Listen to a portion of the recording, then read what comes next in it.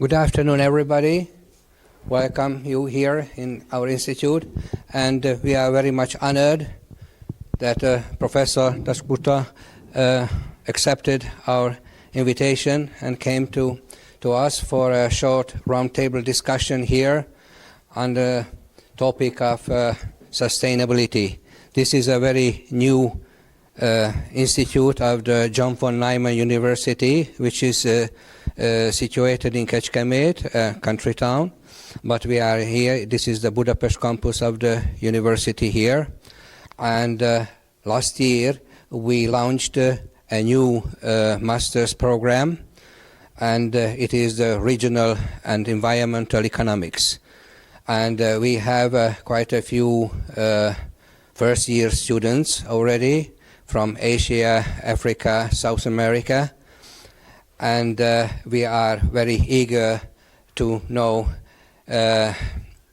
your opinion about the sustainability thought in higher education, which we try to do in Hungary. And after your opening speech, there will be a roundtable discussion here, and with another speech before it. From the Corvinus University, and Professor Kerekes will be the moderator of this afternoon. So thank you very much again for joining us here, and we are very honored, and I give you the floor for this opening speech. Thank you very much indeed. Let me just try and time myself. Can you hear me, or what's the best way of? Basically, unfortunately, so basically this is for recording. Okay. Oh, I see. But you can hear me at the end? Yeah, is that okay? So, yes. Good. Well, I can be relatively brief because what we're discussing here, it doesn't really exist. So try and find serious discussion of natural capital in an economics textbook, and you won't find it. It's not there. There may be a final chapter saying, and then there is the environment in an economics textbook, but that's about as far as it goes. So what is the problem? And I want to sort of discuss a little bit of how I see the way textbooks could be written, economics graduate textbooks. I'm going to speak at the graduate side of things rather than undergraduate textbooks. The need is somewhat different. It's really a very sad thing. Economics, the concerns that I have, and I'm a card-carrying economist, by the way. I was a professor of economics all my life. I taught economics all my life, and I'm very much integrated as a professional in my profession, so to speak, so I can't complain. I was president of the Royal Economic Society and so forth and so on. So it's not, somehow or the other, I've always felt that I am dissociated with the character of my research. So while I have no complaints from my profession in the treatment they have given me, I've been president of the European Economic Association and so forth. So that's gone very well. The problem is they've never taken my work seriously. But of course I would complain, wouldn't I? I mean, that's natural for all of us, all academics, to complain that others don't read them. So I'm no different. But there's a touch of truth in what I'm saying beyond the usual complaint we academics like to make about our colleagues not reading our work. That's a sort of perennial constant now. I want to go the perturbation above it is also true in my case. Somehow or the other, if you look at the entire history of growth and development economics and the economics of poverty, these two big branches of work, I'm talking about now macroeconomic models or macroeconomic settings in which these issues are discussed. They were developed in the late 50s, mid-50s, Solo's paper, 1956. Let's suppose use that as the benchmark for when, and then say, Arthur Lewis's paper on the dual economy. I can't remember when it was published, but anyway, it's sort of late 50s onwards. They have in some sense shaped much of what goes on.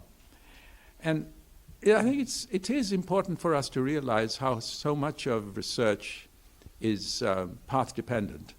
You work on the last person's paper and you tweakle it. And that's fine. That's exactly how science normally grows, and that's okay.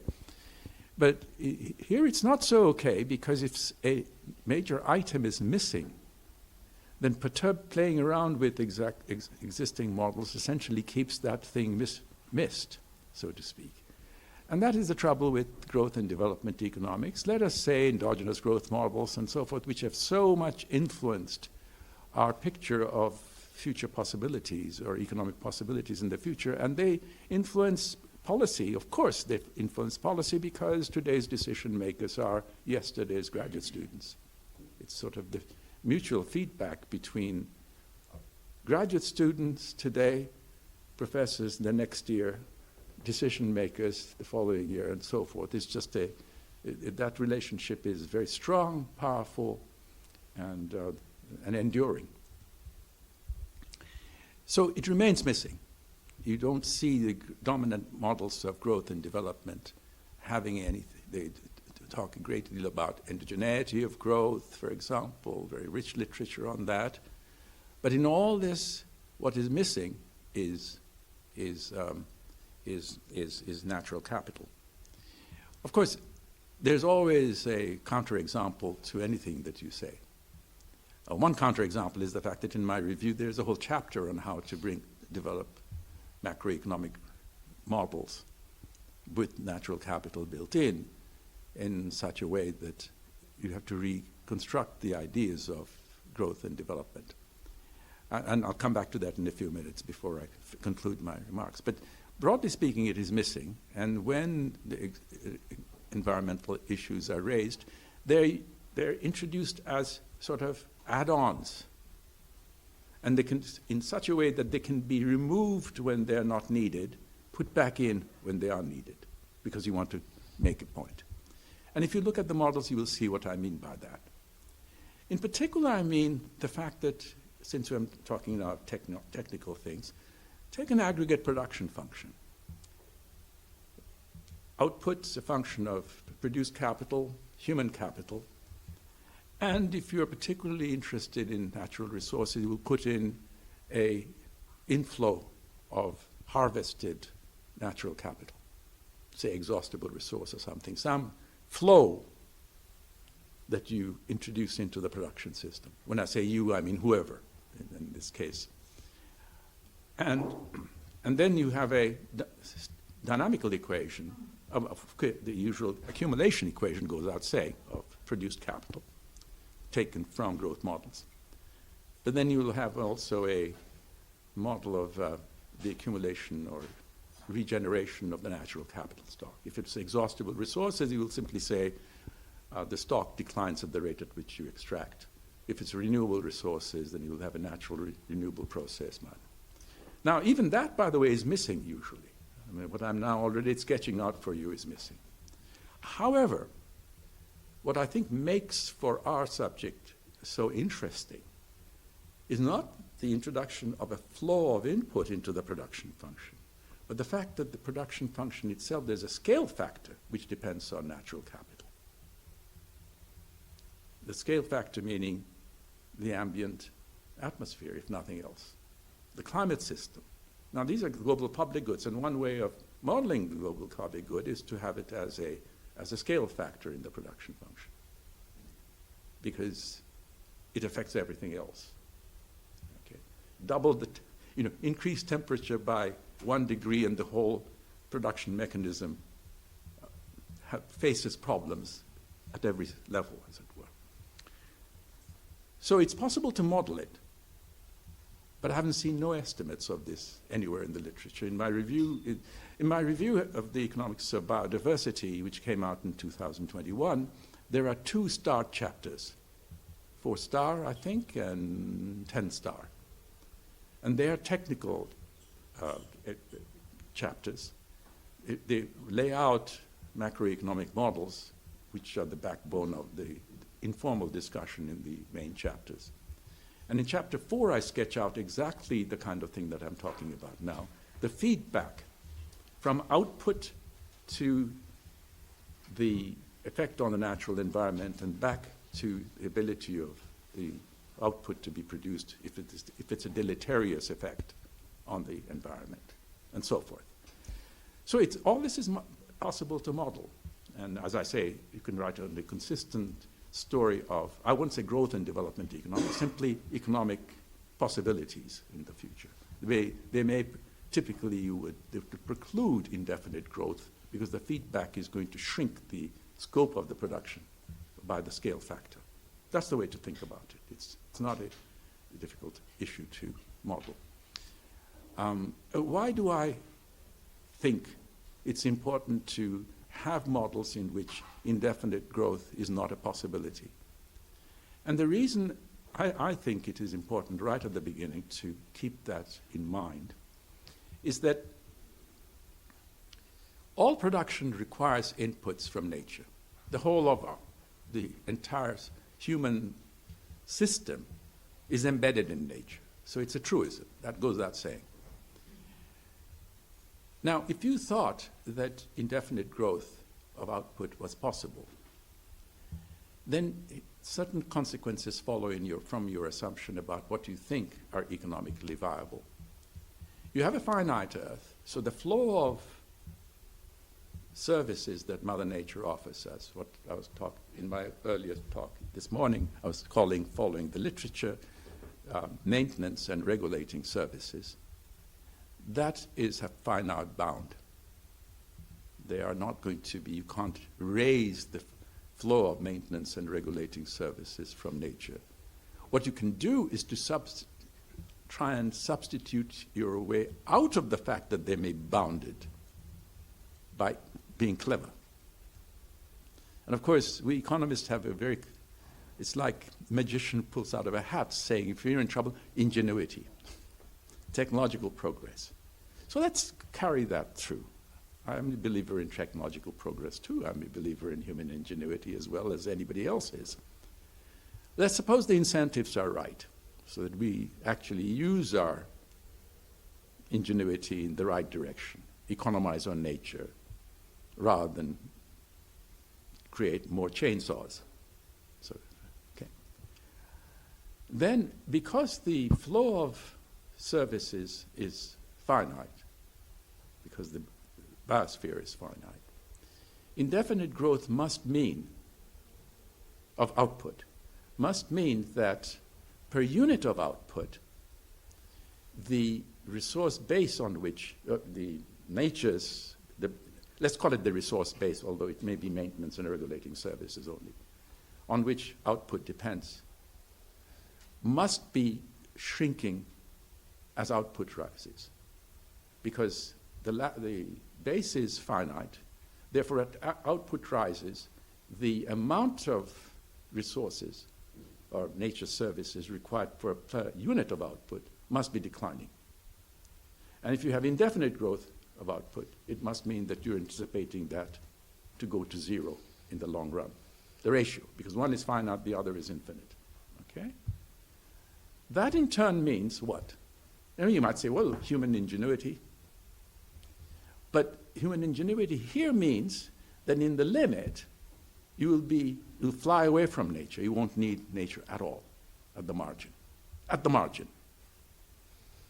Any further increase will require zero, vanishingly small dependence on that. Which is another way of saying that we are external to nature. The human economy can, through ingenuity, escape from nature. Now, Elon Musk will say, yes, we can do that. We just fly off to another planet. Okay. That's the idea. That conception is consistent with the idea that we can escape. So, do bear in mind that we are looking at a problem in which the presumption is, if you have indefinite growth in your growth model, you say, yes, we do have natural resources in, we just tweak it, but we can still have unlimited. Then implication is that in the limit, you will free yourself of nature. Okay? So if you believe that, then you can continue doing this. But the question is, does one believe? Now, if you press growth theorists, by the way, I should tell you one thing, which is it is a pure personal anecdote, but it's a deeply felt personal anecdote because it means a lot to me. Towards the previous 20, I've known late Robert Solow since I was a graduate student, and I think we looked at economies very differently, particularly as the years folded. But he was very fond of me. Of course, I used to regard him as one of the aces of our subject. And but gradually, as he grew older, and I have letters from him so that, when I die, if my letters are published, the correspondence, they will show up. He became increasingly moving towards the limitations I saw in his model. But that's not a criticism. That was 1956, for God's sake. And the economy was small. The global economy was very small in those days relative to what it is now. So as an approximation, it wasn't a bad one. I would never criticize Solow. But I would criticize, this persistent belief that you can keep natural capital out. Towards the latter half, the last 20 years or so, I could see he was moving more and more towards, but of course he hated writing. As the number of published papers that Robert Solow wrote is vanishingly small relative to his influence on the profession, and good influence. He was a great teacher, one of the greatest teachers in economics ever. And the last few letters he wrote to me, 3, 4, 5 years, he would always end saying, give my love to Carol and enjoy the flowers so long as they are there. So this is his way of telling me that, you're on the right track. And that meant a lot to me, of course, so that's sort of the background. The background is that the growth and development economics that we have been raised on, and the economics of poverty, are not fit for purpose. They may have been fit for purpose when they were devised in the mid-50s, but as I was arguing this morning, if you look at the size of economic activity as measured by global GDP, and you plot it across time, then you will see a sharp rise from a relatively low level, relative to what it's now, in about 1950, in the post-war period. Very sharp rise, just like the hockey stick that you see when you plot emissions. Similar thing, not accidentally, because they're correlated. Emissions are correlated with economic activity. You see the same thing. So what am I getting out of it? I'm getting out of the fact that I think we shouldn't waste our time criticizing the early growth models because they were a reasonable approximation of the time that they were constructed.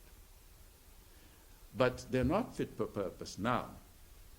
And until very recently, I don't read the Journal of Economic Growth. There is a Journal of Economic Growth, which I don't read. Not because I don't read, I just don't read many journals anyway. But the idea of technological progress overcoming these resource constraints, nature's constraints, is, I think, now has to be dismissed. There is a counter-argument, which is, several of my friends in the growth field say, well, look, Partha, we're not talking about indefinite growth. We're talking about, say, for the next 100 years or so.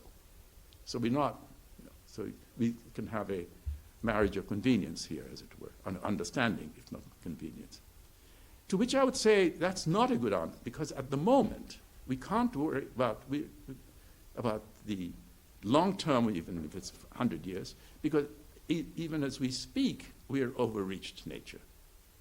The ratio of the demands we make on the biosphere and the biosphere's ability to supply what we are demanding on a sustainable basis, provisioning goods of the kind that I was mentioning this morning, that's about 1.7 now. And that's an underestimate, because it doesn't take into account the extinction rates of species and the option values of species. If you take those into account, then you need to give them more birth. than we currently do. Well, if we're already overstretched, then we can't say, well, let's keep on overstretching for another 70 years to make life good, because crashes can come, all sorts of possibilities. So it's not as though we're starting from slack and then recognize that we'll come to a limit and then we ought to be slacking. We're already beyond the slack. There is no slack. We are actually overdoing it. So now one has to make a decision as to somehow or the other and I'm not talking about writers on economics and textbooks. So we have to make some kind of a decision as to how to think about the fact that the human economy is embedded in nature. How to model that. Now I think it can be done, and chapter 4 star, I tried to do that. You will find the embeddedness through the scale function. There's a scale factor in production. So I'm using very standard modeling devices so that it's not something out of the blue. I haven't got the imagination to create a new economic system. I'm using perturbing existing models to see how much I can accommodate the kinds of concerns that we have. And if you put this in the scale factor of production function, so I recognize that there is a feedback, and if that goes down, you can try and substitute your way inside the production function, but if the scale factor keeps on going down, you have a problem. Okay? That's total factor productivity, I guess, is what I'm talking about. That's the scale factor. Okay? So that's how I see these issues, and I think economics textbooks can be made wildly exciting if we bring these things with simple perturbations to these modeling devices, because it would give young people something literally novel for them, particularly in economics, where this doesn't exist. So it's not a question of just having yet another factor of production. That's how it's usually treated. There's a feedback through the scale factor, which is one way of showing that the human economy is embedded in nature, and that's the right way of doing it. I think chapter 4 star in my review, I don't think has been read much, because I haven't seen any people working on them to estimate the production functions and so forth, which is the standard things that one does with these aggregate models. But I think that should be done, because otherwise we'll continue with a story which is unsustainable.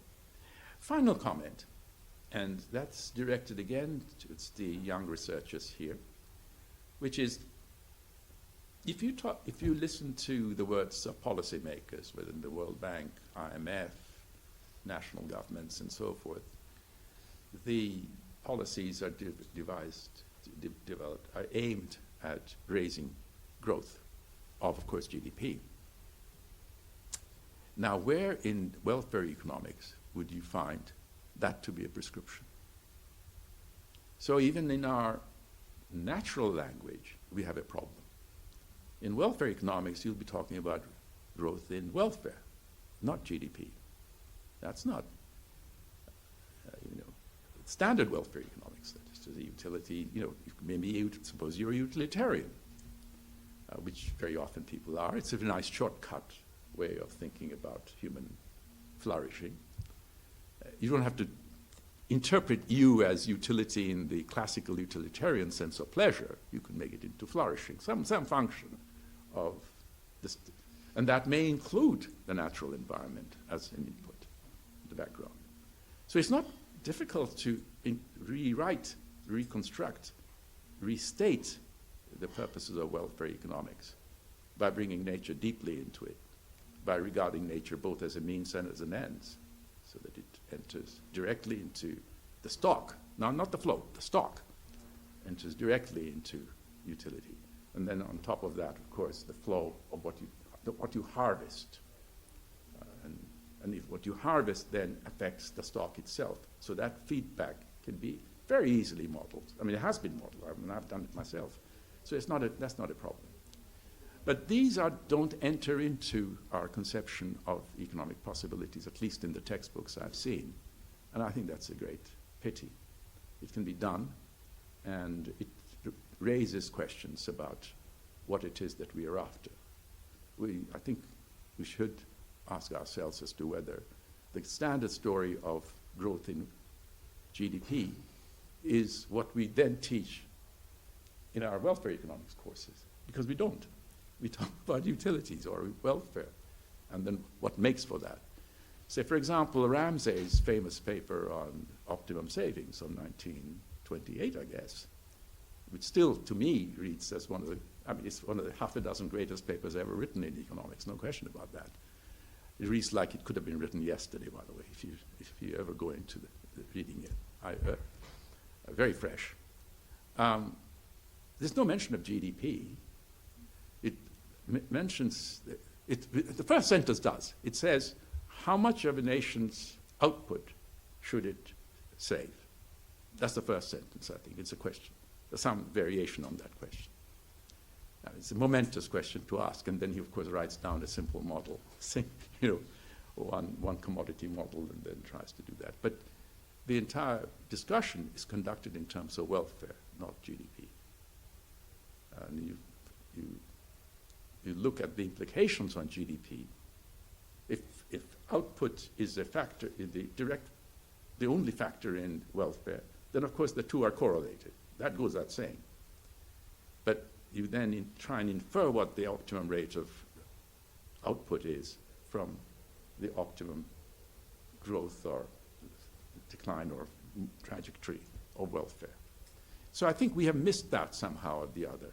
If our purpose is to discuss human flourishing, then we ought to start with welfare and then work towards what makes for it, rather than start with what makes for it, and then presume that output is what we care about.